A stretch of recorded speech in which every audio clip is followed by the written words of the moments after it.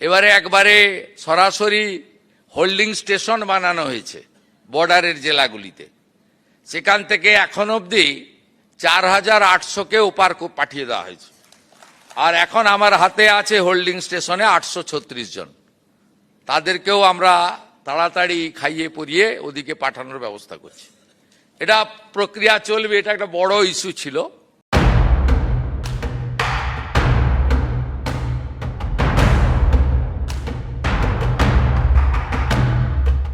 দেশ সর্বোপরি, দেশের নিরাপত্তা সবথেকে বেশি গুরুত্বপূর্ণ। তাই রাজ্যে ক্ষমতায় সেই অনুপ্রবেশকারীদের বিরুদ্ধে কড়া পদক্ষেপ করা শুরু করেছে শুভেন্দু অধিকারী সরকার। রাজ্যের সরকার পরিবর্তনের পর থেকে বাংলাদেশি অবৈধ মুসলিম অনুপ্রবেশকারীদের নিজের দেশে ফেরাচ্ছে পুলিশ এবং বিএসএফ। আর এই প্রক্রিয়া যে বন্ধ হবে না তা স্পষ্ট করে দিলেন মুখ্যমন্ত্রী শুভেন্দু অধিকারী। একই সঙ্গে সীমান্ত সুরক্ষিত রাখতে কাঁটাতারের বেড়া দিতে বিএসএফকে জমি দেওয়ার প্রক্রিয়া জারি থাকবে বলে জানিয়েছেন তিনি। রাজ্যে ক্ষমতায় সেই নিজেদের ভোট ব্যাংক পোক্ত করতে বাংলাদেশে অনুপ্রবেশকারীদের নিমন্ত্রণ করে এনেছিল তৃণমূল সরকার। আহমেদ হাসান ইমরানের মতো লোককে রাজ্যসভায় পাঠিয়ে তৃণমূল সীমান্তের ওপারে স্পষ্ট বার্তা দিয়েছিল পশ্চিমবঙ্গে তৈরি হয়েছে অনুপ্রবেশকারীদের বন্ধু সরকার, তাই ময়দান এখন ফাঁকা। মমতা বন্দ্যোপাধ্যায়ের এই বার্তা পেয়েই রাজ্যের বিস্তীর্ণ সীমান্ত দিয়ে অনুপ্রবেশ শুরু করে হাজার হাজার বাংলাদেশিরা অনুপ্রবেশে যাতে বাধা না পায় সেজন্য সীমান্তে কাঁটাতারের বেড়া দিতে জমি অধিগ্রহণ করতে অস্বীকার করে মমতা ব্যানার্জি। সীমান্তে কাঁটাতারের বেড়ার জন্য অধিগ্রহণ করা জমির পুরো দাম রাজ্যকে মিটিয়ে দেয় কেন্দ্রীয় সরকার। তারপরেও জাতীয় নিরাপত্তাকে বাজি রেখে 1 ছটাক জমি ও বিএসএফকে হস্তান্তর করেনি মমতা ব্যানার্জির সরকার। এমনকি আদালতের নির্দেশের পরও জমি অধিগ্রহণ করেনি তারা। সেই সুযোগে বাংলাদেশ থেকে লক্ষ লক্ষ মুসলিম অনুপ্রবেশকারী জনবিন্যাস বদলের লক্ষ্যে পশ্চিমবঙ্গে অনুপ্রবেশ করতে থাকে। ভারতে এসে তৃণমূলের নেতা মন্ত্রীদের সৌজন্যে কয়েক মাসের মধ্যেই ভোটার কার্ড, আধার কার্ড বানিয়ে ফেলে তারা। জুটে যায় রেশন কার্ডও।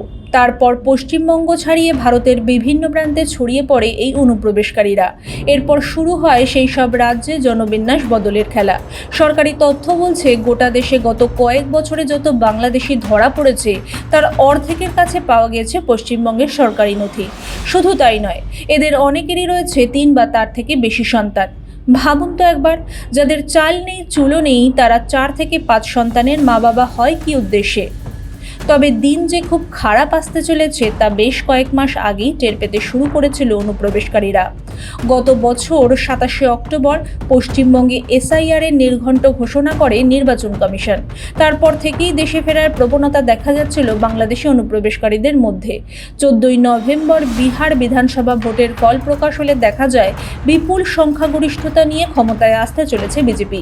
এরপর দেশে ফিরতে সীমান্তে অনুপ্রবেশকারীদের ঢল নামে। উত্তর 24 পরগনার হাকিমপুর সীমান্ত থেকে রাজ্যের বিভিন্ন সীমান্ত চেকপোস্টে গিয়ে বিএসএফ এর কাছে আত্মসমর্পণ করে অনুপ্রবেশকারীরা। সেই ছবি সোশ্যাল মিডিয়ায় বারবার ভাইরাল হয়েছে। তারপরেও সাহস করে যারা রয়ে গিয়েছিলেন তাদের মাথায় বাজ পড়েছে চৌঠা মে। রাজ্য থেকে তৃণমূল বিদায় নিতেই ফের সীমান্তে বাড়তে থাকে অনুপ্রবেশকারীদের ভিড়। কিন্তু ততদিনে অনেক দেরি হয়ে গিয়েছে। ক্ষমতায় সেই অনুপ্রবেশকারীদের বিরুদ্ধে কড়া ব্যবস্থা নিতে শুরু করে শুভেন্দু অধিকারী সরকার। অনুপ্রবেশকারীদের রাখতে তৈরি করা হয় হোল্ডিং সেন্টার। কোনো অনুপ্রবেশকারী ধরা পড়লে বা আত্মসমর্পণ করলে তাকে রাখা হতো এই হোল্ডিং সেন্টারে। তারপর বাংলাদেশি বাহিনীর সঙ্গে কথা বলে তাদের নিজেদের দেশে ফেরানো হয়। কিন্তু অভিযোগ, নিজেদের দেশের নাগরিকদের ফেরত নিতে নারাজ বাংলাদেশ। সীমান্ত পেরোনোর সময় বিজেপি বাংলাদেশিদের নানাভাবে হেনস্থা করেছে বলে অভিযোগ। এমনকি তাদের কাছ থেকে বাংলাদেশি নাগরিকত্বের প্রমাণ কেড়ে নিয়ে তাদের ভারতীয় বলে দাবি করা হচ্ছে বলেও অভিযোগ উঠেছে।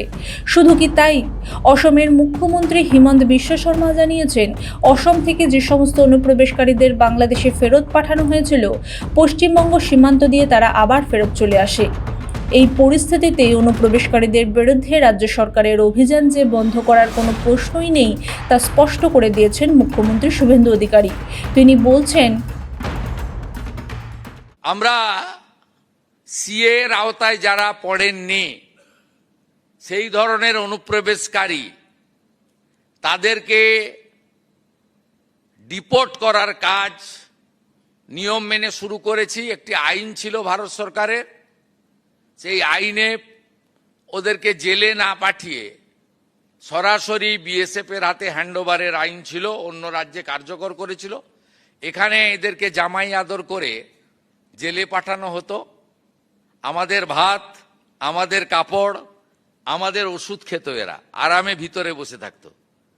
এবারে একবারে সরাসরি হোল্ডিং স্টেশন বানানো হয়েছে বর্ডারের জেলাগুলিতে। সেখান থেকে এখন অবধি 4800-কে ওপার পাঠিয়ে দেওয়া হয়েছে।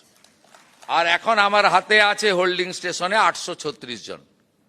তাদেরকেও আমরা তাড়াতাড়ি খাইয়ে পরিয়ে ওদিকে পাঠানোর ব্যবস্থা করছি।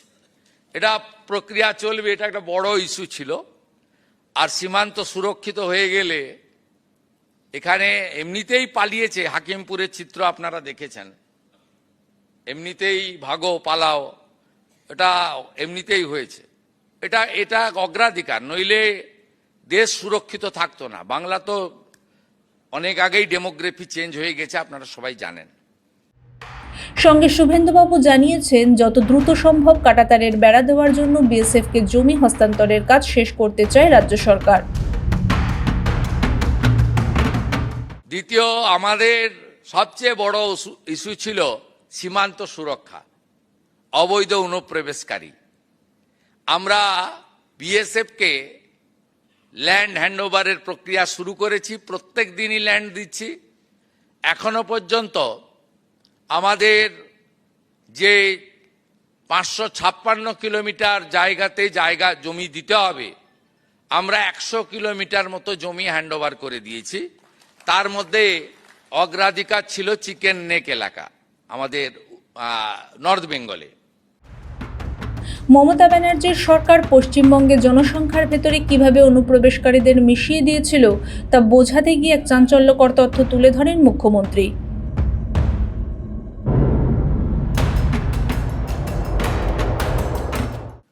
2,20,00,000 লোককে আগের সরকার লক্ষ্মীর ভান্ডার দিতেন। তার মধ্যে আমরা ধরেছি 27 লক্ষ এমন লোকের নাম ছিল যারা ভোটার লিস্টে নাম নেই।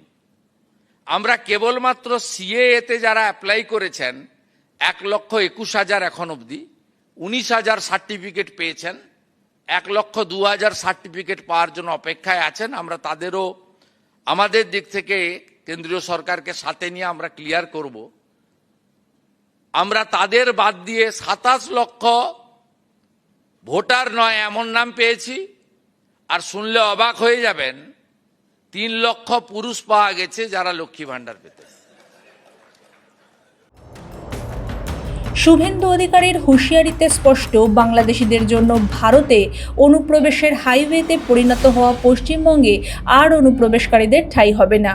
লোটা কম্বল গুটিয়ে হয় তাদের নিজের থেকেই পালাতে হবে, নাহলে পুলিশ ধরে ঢুকিয়ে দেবে নিজেদের দেশে। অনুপ্রবেশকারীদের বিরুদ্ধে রাজ্য সরকারের এই অল আউট অ্যাকশন এবং সীমান্তে কাঁটাতারের বেড়া দেওয়ার এই তৎপরতাকে আপনি কিভাবে দেখছেন? আপনার কি মনে হয় এর ফলে পশ্চিমবঙ্গের সীমান্ত চিরতরে সুরক্ষিত হবে?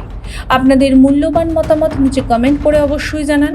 আর এই সমস্ত গুরুত্বপূর্ণ গ্রাউন্ড রিপোর্টটি ভালো লেগে থাকলে লাইক করুন এবং বন্ধুদের সাথে শেয়ার করে ছড়িয়ে দিন। দেশ ও রাজ্যের এইরকম আরও খবরের লেটেস্ট আপডেট সবার আগে পেতে আমাদের চ্যানেলটিকে এখনই সাবস্ক্রাইব করুন। ব্যুরো রিপোর্ট, মাধ্যম।